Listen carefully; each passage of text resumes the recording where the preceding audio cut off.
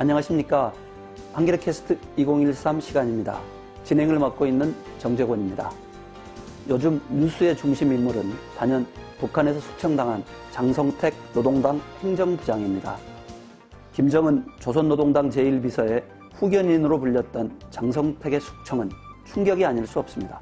북한 내부에 큰 파장을 미치는 것은 물론이고 동북아 질서에도 적지 않은 영향이 예상됩니다. 하지만 북한 사회의 폐쇄성 때문에 장성택 숙청의 진상이 제대로 알려지지 않고 있습니다. 온갖 추측과 상상이 난무하고 있는 실정입니다. 오늘은 장성택 숙청의 전후 사정과 그 파장 등을 다각도로 살펴보도록 하겠습니다. 남북관계를 취재하고 있는 정치부 박병수 기자가 나와 있습니다. 박 기자, 안녕하세요. 네, 안녕하십니까.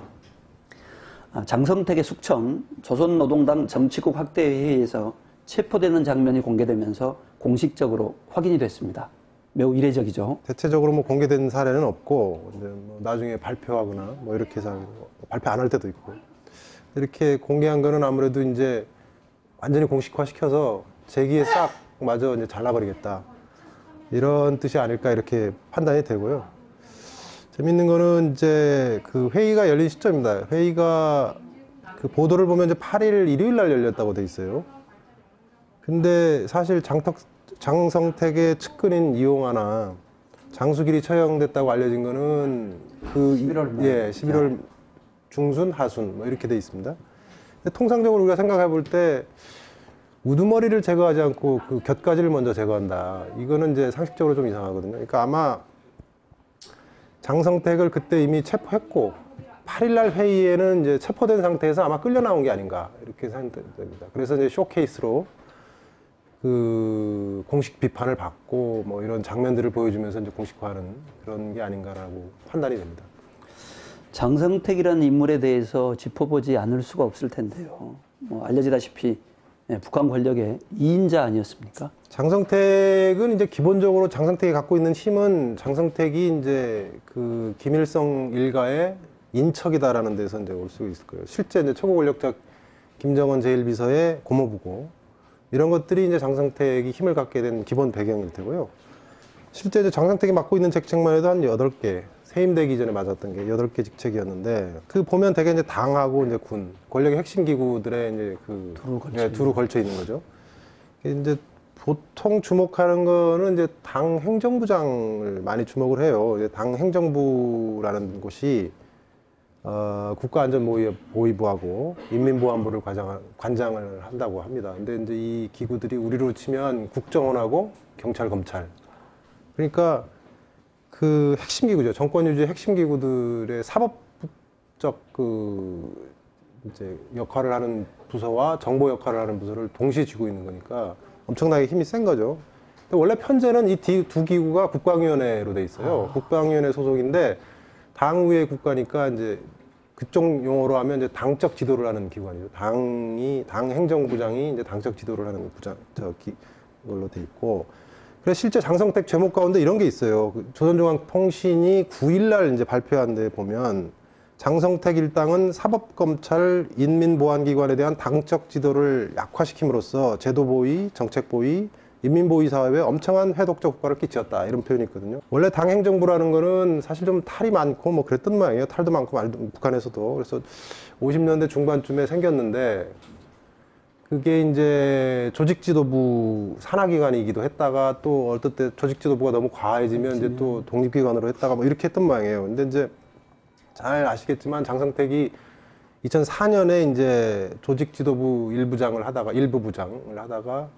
이제 낙마를 한 적이 있죠. 그래서 이제 한 2년 동안 은둔 생활을 하다가 2006년 말인가에 복귀를 합니다. 근데 복귀하고 2007년에 몇 달 뒤에 2007년에 행정부를 다시 이제 그 당시 이제 김정일 체제에서 그 당 행정부를 다시 이제 그 조직지도부에서 독립시키면서 행정부장으로 앉힙니다. 그러니까 김정일이 장성택을 당 행정부장으로 앉힌 거죠. 그래서 이제 당시 이제 그렇게 했을 때는 이제 사법기관, 정보기관을 장악하고 있는 그런 위치에 앉힌 거니까 장성택을 그만큼 신뢰했다는 얘기고. 그래서 이제 그걸 기반으로 해서 이제 후계 구도를 완성하겠다. 뭐 이런 취지였던 것 같아요, 김정일이. 그러니까 거기서 나오는 힘이라는 게 이제 정말로 막강한 힘이고, 그 이후에 이제 최고의 이제 실각되기 전까지 그거를 기본 토대로 해서 뭐 기존에 갖고 있는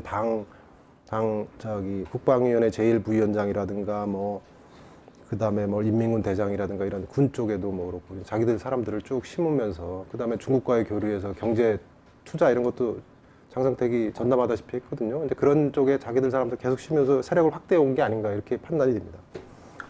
그 북한 조선중앙통신을 보면 굉장히 많은 종류의 장성택의 숙청 사유들을 들고 있는 것 그렇죠. 같은데 예, 예. 뭐 너무 많아서 다 얘기하시기 곤란할 것 같은 정도인데 중요한 것들을 좀 그래도 짚어봐야 될 것 같은데 어떻습니까? 가장 큰 제목은 역시 뭐 반당, 반혁명, 종파, 뭐 종파행위 뭐 이런 건데 그건 이제 두대로 뭐 모든 정치적 거의 대부분의 정치적 숙청에서 북한에서 거론되었던 제목들이었던 것 같아요. 거기에 이제 많이 더 들어갔던 게 뭐 간첩 혐의 뭐 이런 것들이 뭐 스파이 뭐 이런 것들이었었던 것 같고 그 밖에 이제 이번에 장성택한테 적용된 거는 뭐 무슨 마약, 여성관계, 돈, 뭐 횡령 뭐 이런 것들 뭐 그다음에 돈 씀씀이고 해픈 거 뭐 이런 것들 약간 개인적인 비리들도 막 섞어 넣었는데 사실 이제 북한 정권이라는 게 이제 사실 절대 권력 체제이고 독재 체제란 말입니다. 쉽게 얘기하면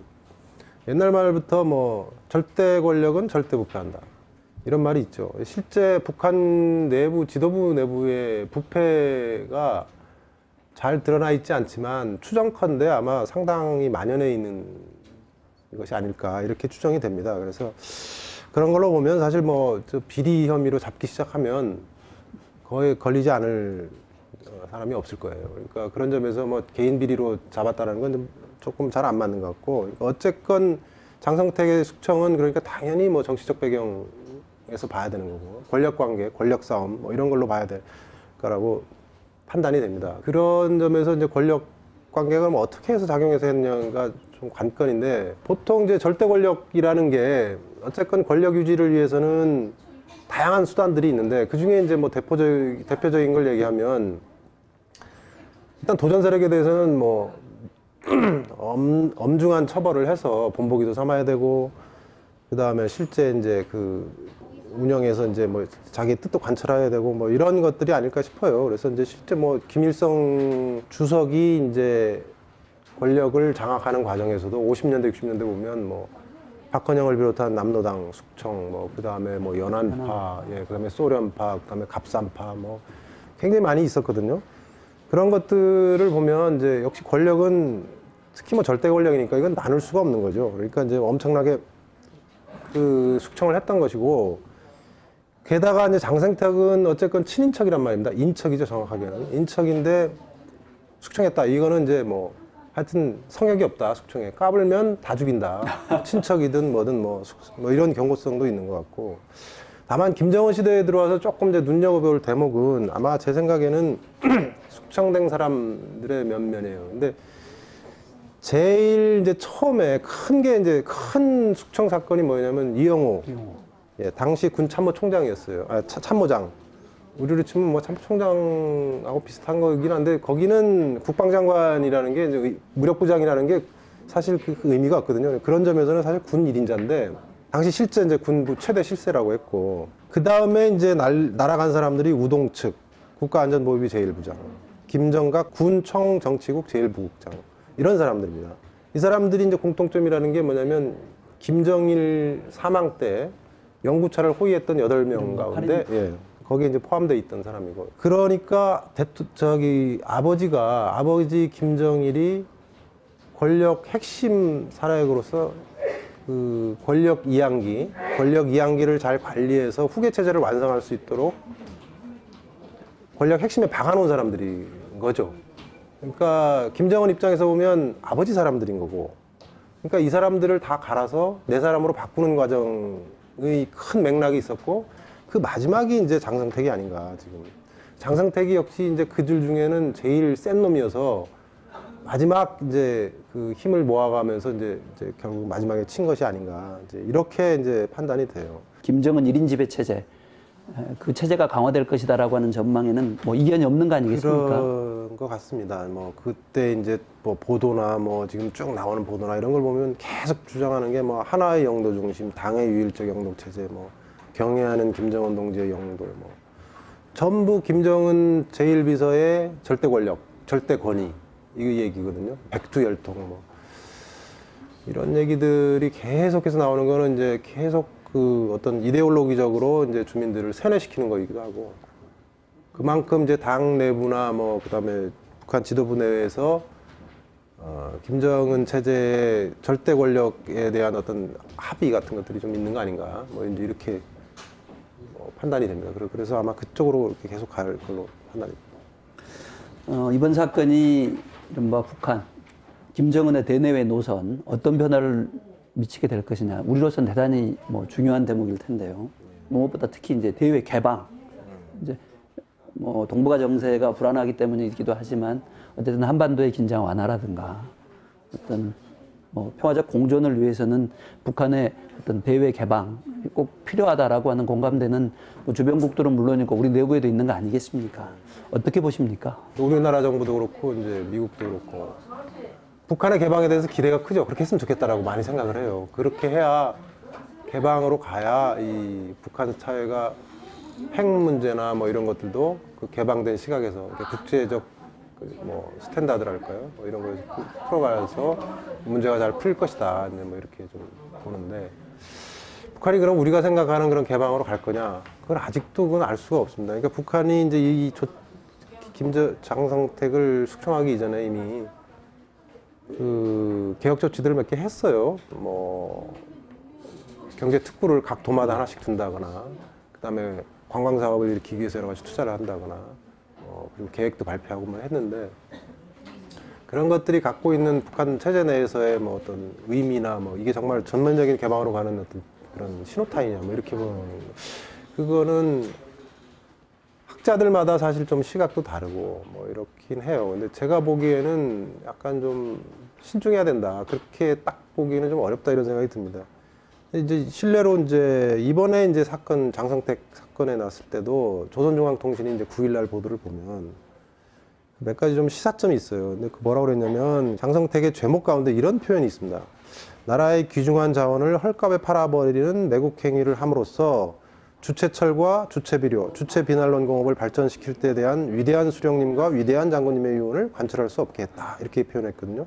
귀중한 자원을 헐값에 팔아버렸다, 이게 정확하게 뭔지 모르겠으나 추정컨대 아마 중국이 그 북한의 철이나 석탄 같은 지하자원에 대한 투자, 이걸 얘기할 거예요. 투자해서 이제 가져가는 걸 얘기할 텐데, 어쨌건 그런 외자에 대해서 그 헐값 매각이다, 그래서 매국행위다, 이렇게 비난했다라는 거는 외자에 대한 경계심을 여전히 갖고 있는 거 아닌가, 이런 그런 것들을 비난하는 게 범죄로서 성립하려면 많은 사람들이 그 외자에 대한 부정적인 인식이 있어야 그게 이제 범죄로 성립할 수 있다고 보거든요. 그러니까 그런 점에서 그렇고, 그다음에 이제 주체철, 주체비료, 주체비난론 공업 얘기를 했는데, 그거는 김일성, 김정은 시대의 자력갱생 그리고 자주 자립경제의 핵심적인 어떤 대표 상품이란 말입니다. 심볼 같은 건데, 그 얘기를 거론하면서 이제 그거를 발전 못 시키게 방해했다라고 이제 반제를 했단 말입니다. 그것도 역시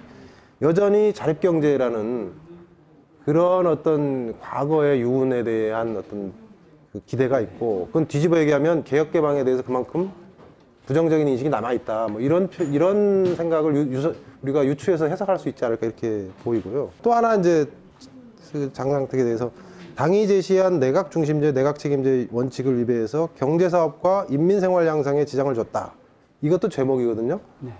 근데 내각 중심제, 내각 책임제라는 게 이제 그 북한의 경제 체제라는 게 이원화되어 있습니다. 크게 보면 하나는 이제 제1경제에서 이제 민수고, 그 다음에 이제 제2경제 국방인데, 그가 국방에 압도했단 말입니다. 근데 그거에 대해서 아마 김정은이 이제 내각 중심제로 가라, 인민 생활에 대해서 좀 더 신경 써라라는 취지로 아마 이제 얘기를 했는데, 그거를 다시 한번 그걸 못하게 한 게 이제 제목이 되고 다시 강조한 거니까, 그 부분에 대해서 이제 다시 한번 얘기를 하고 인민 생활을 향상시키는 방향으로 가겠다. 그거는 우리로 표현하면 개혁인데, 거기서는 이제 개선 조치라고 그러죠. 경제개선 그런 것들은 계속 하겠다 뭐 이런 취지인 것 같아요. 그래서 약간의 이제 총괄해서 보면 자기들 경제에 도움되는 한도 내에서 상당히 그 엄선해서 추려서 아마 이제 하겠다. 이게 뭐 전면적인 도입이니 이거는 그렇게까지 상당히 유보적인 게 아닌가. 좀 부정적인 시각이 많이 남아 있는 거 아닌가 그래서. 장성택의 숙청이 북한 사회와 동북아 정세에 어떤 변화를 불러일으킬 것인지 예측하기란 쉽지 않습니다.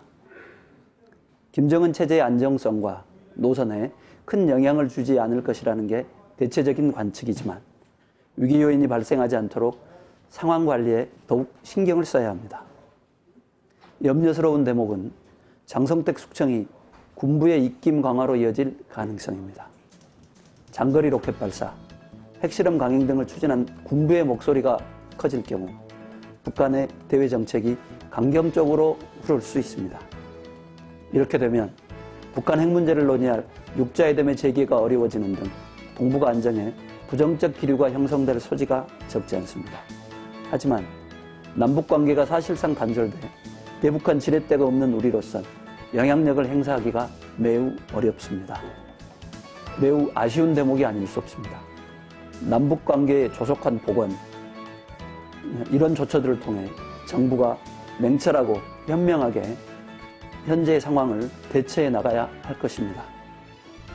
지금까지 장성택 숙청을 주제로 정치부 박병수 기자와 얘기를 나눴습니다. 박 기자, 수고하셨습니다. 고맙습니다. 한겨레 캐스트 2013을 마칩니다. 저는 정재곤입니다. 감사합니다.